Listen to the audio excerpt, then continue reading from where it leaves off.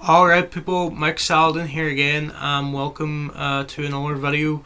Today I'm doing something a bit different. I'm gonna ramble on about the new Halloween film, Halloween Kills. I just saw it yesterday night. I've got quite a lot to say about it. I don't know if I'm gonna have an unpopular opinion, but I'm just gonna get into it because I just really want to talk about this film. I love Halloween, I love the franchise.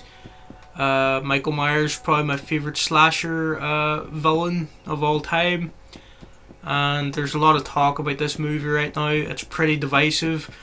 And I just sort of want to hear what other people think in my comments section or whatever. I normally just play video games, and I'm probably going to do this little rambling talk over some Red Dead gameplay. I'm not going to call this a review. I'm not a reviewer. I'm just some idiot who likes movies, and I just want to talk about it. So yeah, let's get into it. I really enjoyed the 2018 Halloween. I thought it was a good return to form for the series. People had really gone off the movies by the time Rob Zombie was doing his second movie. It kind of ran it into the ground a little. I enjoyed those Rob Zombie movies, but a lot of people didn't, and it didn't really work at the box office too well, so the movie went on ice, or the franchise went on ice for a while. But then in 2018, Blumhouse resurrected the franchise, and they brought back Jamie Lee Curtis again, first time since 1998 with H2O, and then Resurrection in 2002. They sort of killed her off, but she wanted to come back. They wanted to do a proper sequel, a set of sequels to the original 78 movie, and I thought the 2018 movie did a pretty good job. There was some comedy in the 2018 movie that didn't quite work for people, and if the comedy didn't work in 2018, then for you're not going to like the comedy in Halloween Kills either, because I'm just going to say it, this movie is pretty ridiculous. Not to say that means it's bad. It's just, it was really campy, really over the top, and I was laughing a lot throughout the movie. The rest of the audience, I think they got pretty annoyed with me because I was laughing at some of the kills that were happening, and there is a lot of kills in this movie. It lives up to the title, at least. Full spoilers, by the way. I'm going to be talking about a lot of different elements here. So, but yeah, I want to get into it. The nurse kill, the nurse and her boyfriend. Whenever she started unloading her pistol into Myers when he was in the car, and he kicks out his leg and kicks the door into her, and she turns the gun on herself by mistake and shoots herself. That was one of the funniest things I've ever seen in my life. I was laughing my head off. I thought that was great. I mean, it's ridiculous, but I was really entertained. People around me were like looking at me like, "What are you laughing at? This isn't funny." And I was like, "Are you kidding me? This is the funniest thing I've ever seen." He just kicks the door, the gun turns in her hand, and she blows her own head off. I thought that was great. That's one of my favourite kills in a slasher film in ages. But it is very funny. It's very goofy. If people are looking for a hyper serious tone, sort of Rob Zombie's sort of Halloween 2, it was really grim and dirty and brutal. That's not going to be in this movie. I mean, there is brutal kills. There's more kills than I can count. A lot of great action, but there's some really dumb, silly moments that made me laugh. And I think that tone is going to clash for a lot of people. They're not going to like how something is really silly one moment, like Big John and Little John wandering about their house playing like Marco Polo, where they're searching for Myers, and to make sure each of them are alright while one's downstairs and the other is upstairs, they're going, "Little John, Big John, Little John, Big John." I thought that was really funny. Other people were groaning in the audience. They were like, "This is the dumbest thing I've ever seen," and I can sort of understand both points of view. How you could be entertained by this, and how you could think this was just completely ridiculous. So that is the biggest thing about this movie. it's got a bizarre tone, some really brutal murders and kills, and then something really stupid will happen. And a lot of the characters are very, very stupid. Even for a slasher film, some of the things they say and do, it will make you mad. I guess if unless you're just gonna go along with for the ride, if you start thinking too much about anything that's happening in this movie, I think you will probably walk out a bit mad at what's happened. But I thought it was funny. I enjoyed it. I was entertained. I will say I thought Jamie Lee Curtis was underused in this second movie. I get it. She's been wounded badly after the first film. She's in hospital. It's sort of a bit of a misdirect. You think you're gonna maybe see some Halloween 2 from 1981 style vibes, where Myers is gonna come into the hospital, raid the hospital, kill everyone in there. But they sort of misdirect you, and no, he never comes to the hospital. He's really not interested in Laurie Strode. It's sort of been the theme of this movie, is that Michael Myers just does whatever he wants. He's got no plan. He just wants to go out, creep around on Halloween, take down as many people as he can, and then go back to his house and just stand there for the rest of the year looking out the window. And I will say, the Myers house in this, it's great. The attention to detail when they do the 1978 flashback, and you actually go into the house as it's meant to look in that original film, that was pretty damn great. The detail was amazing. I really enjoyed that flashback scene. The mask looked so clean and so perfect, like it did in 78 in those scenes. I think a part people are not gonna maybe enjoy as much with the flashback is they bring back Loomis. They've recasted him, of course, because Donnie P, Big Donald Pleasance, he has passed away, of course, quite some time ago. I think it's a new actor, but they've definitely done something to the face where they've made him look more like Donald Pleasance. At least I think they have. It had a weird sort of look to it. I mean, it looked great, but you could tell there was something off there. And they don't overuse him. He's not on screen a lot. He's there for about 15 seconds, maybe, if you added it up. So they didn't go overboard with that. And I think a lot of people, the 1978 flashback will probably be the part they enjoy most about this movie. I could be wrong about that. Some people might be furious that they've dared touch anything to do with the original like that. But yeah, I enjoyed the flashback. What else? Oh yeah, the subplot with the escaped mental patient that isn't Myers, one of the other guys that escaped from the bus crash. I'm really not sure how to feel about that entire subplot. I get what they're trying to do. They're trying to show mob justice. Really doesn't work out that well. People get the wrong end of the stick. Everybody goes crazy. They all just believe whatever they want to believe. They see this other mental patient. They go, okay, that guy, he's clearly Myers. He's running about in the Smith's Grove sanitarium uniform. Let's go get him. And they go run around the hospital and hunt him down. And it sort of slowed down the movie for me. Every time we cut back to the hospital to pick up with that stuff instead of continuing where the real Myers was, that I'm really not sure how I feel about it. I thought there was some powerful music, John Carpenter's music, during that sequence when the mental patient, he's sort of cornered and he like ends his own life because he's that frightened and afraid.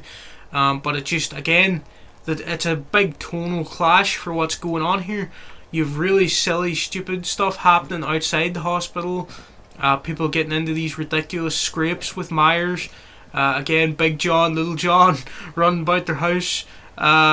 It's pretty funny. And then you cut back to this hospital and it's this serious, dramatic scene of this mental patient being, driven to take their own life because everyone's chasing them and thinks they're Michael Myers.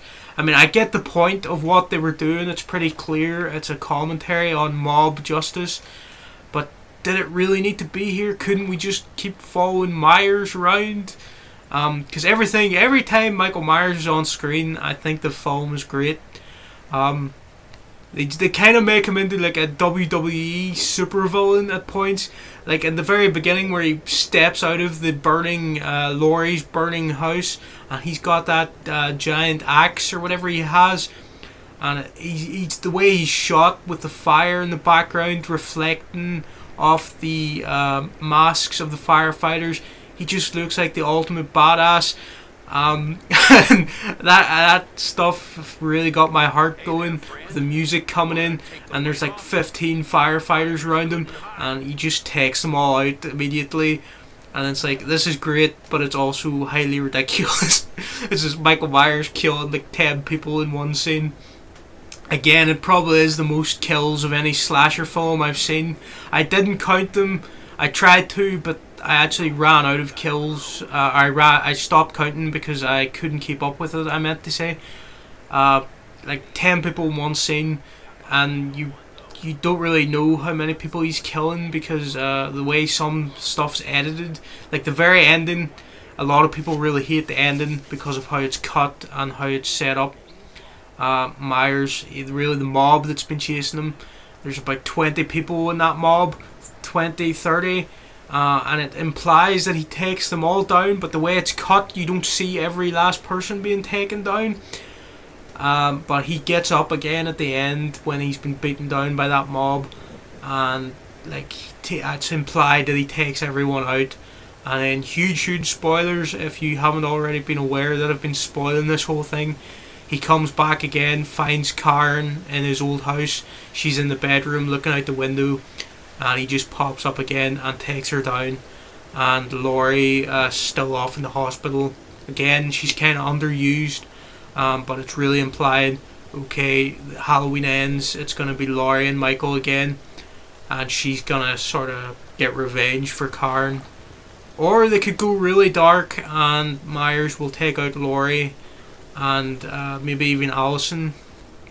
But I think Laurie, Jamie Lee Curtis, I mean, she's getting on in years. She probably doesn't want to come back again after Halloween ends. So, but I also don't think she wants to allow herself to get taken out by Myers again. I mean, we've already done that in Resurrection. So maybe it's going to be that she and her granddaughter Allison are going to take out Myers. Or I think what could happen, if they have some balls about them, they're going to kill Laurie and Allison as the last surviving family member. Yeah, I think her dad died, her mum died. So yeah, it's kind of just her and her grandmother. But she's going to be the last surviving family member, and then maybe she's going to take out Myers when Halloween ends. Again, I think they're going to have to do something big with Laurie in the final movie, because this one, she's kind of just in the hospital the whole time. She's wounded. Actually, haven't said about who's going to take out Myers when Halloween ends. There's a good chance the police officer, what's his name now? Will Patton's character. What's the character's name?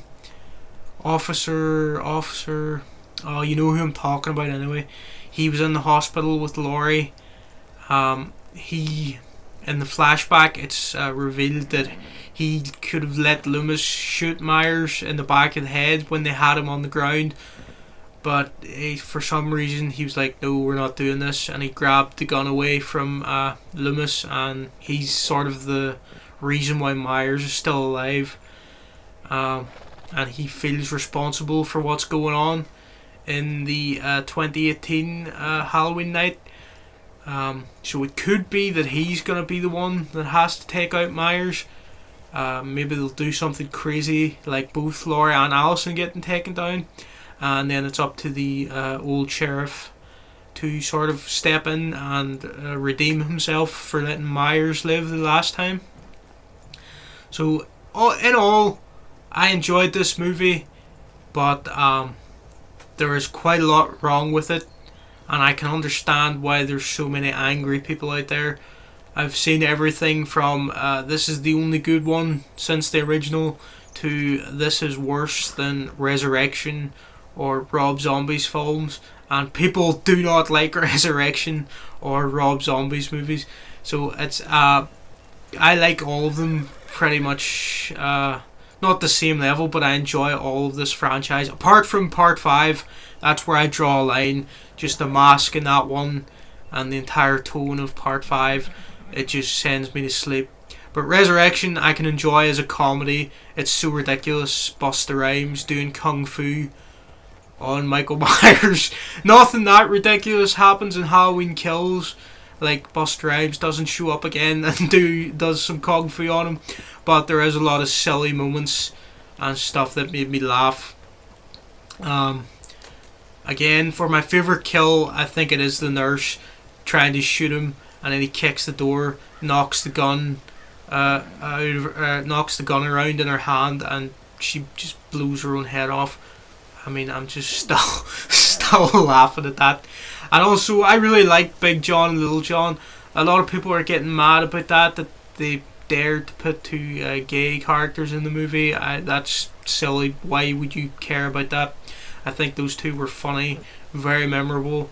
And yeah, again, the scene where they're going around their house going, Little John, Big John, like they're playing some sort of strange version of Marco Polo to make sure they're both alive after Myers has broken into their house and they're looking for him. I mean, I thought that was funny. And I really liked the kill with the lady and her drone and her husband, I think that was.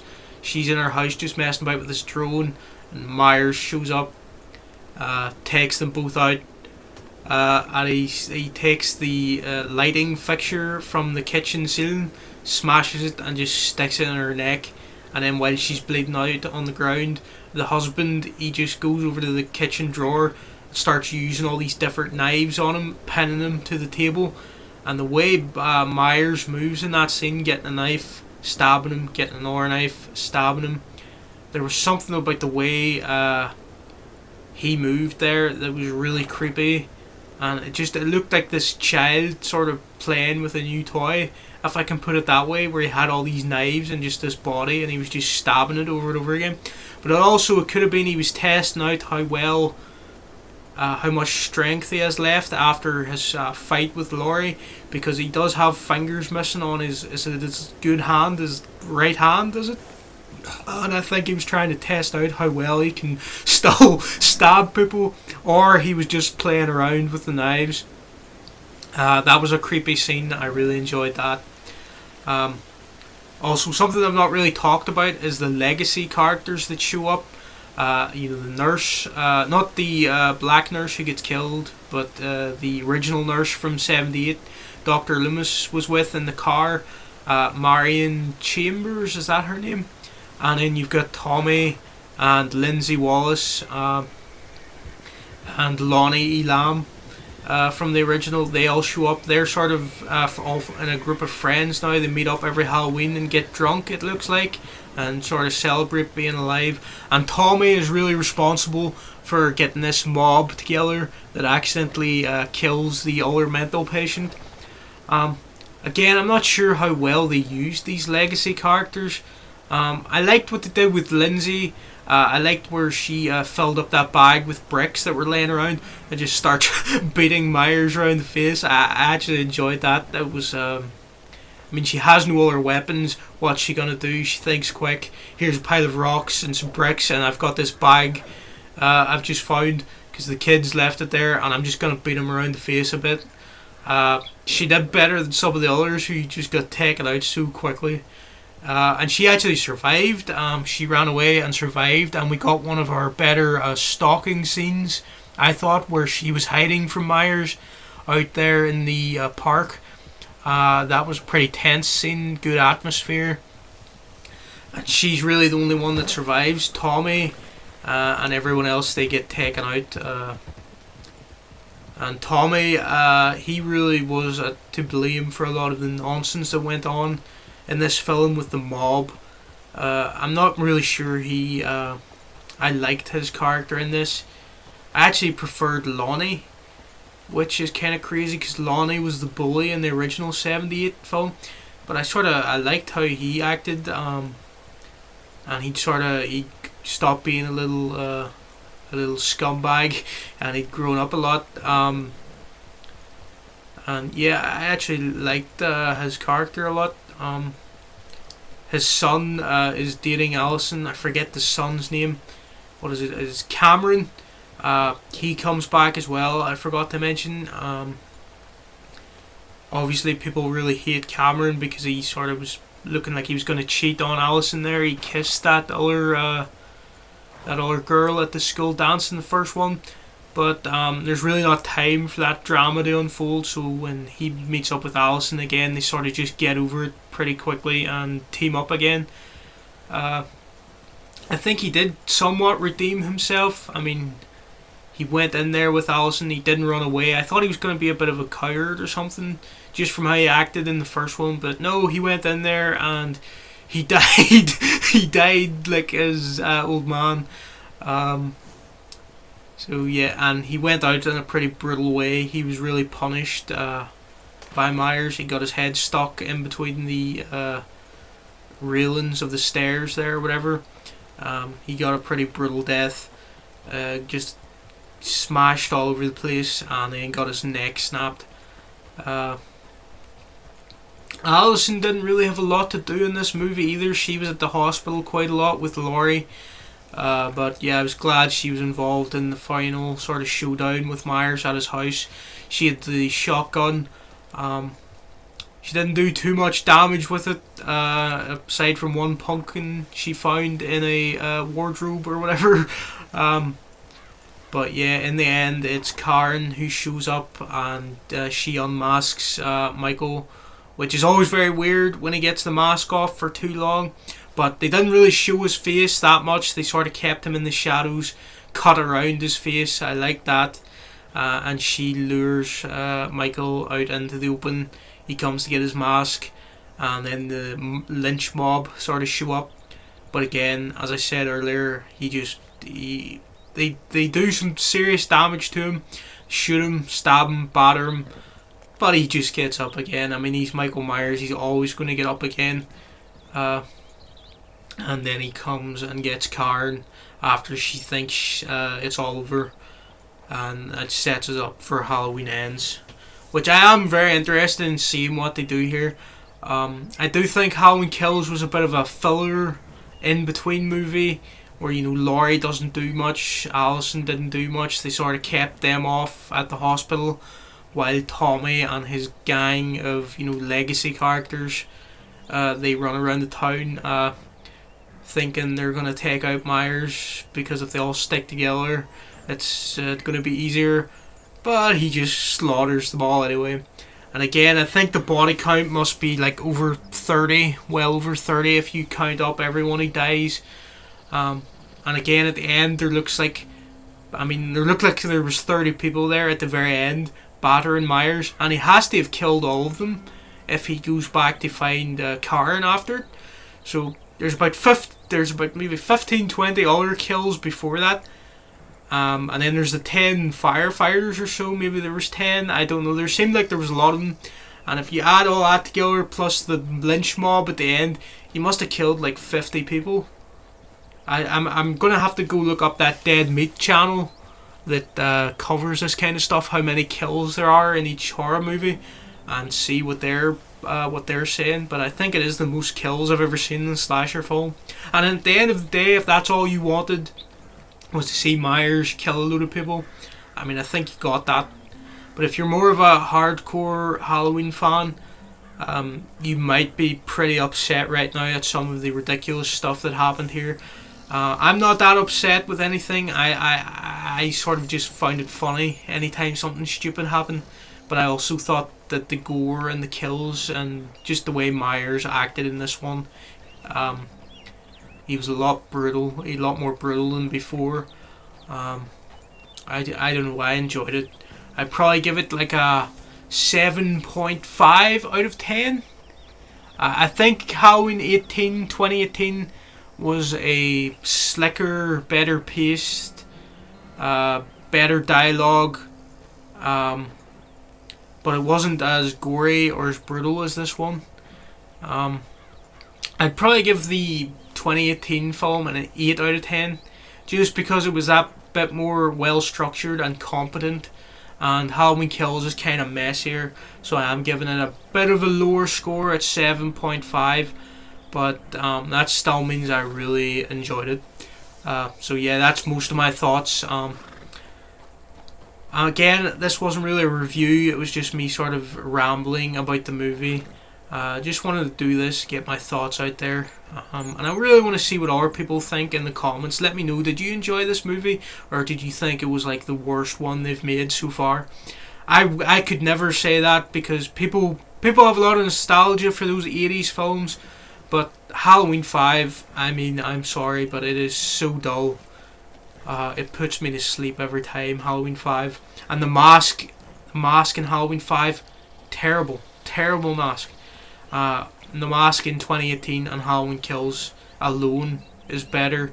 John Carpenter's music alone is better than anything in those 80s ones. So yeah, that's really my rambling thoughts. Thanks for watching, and let me know what you think below. Alright, people.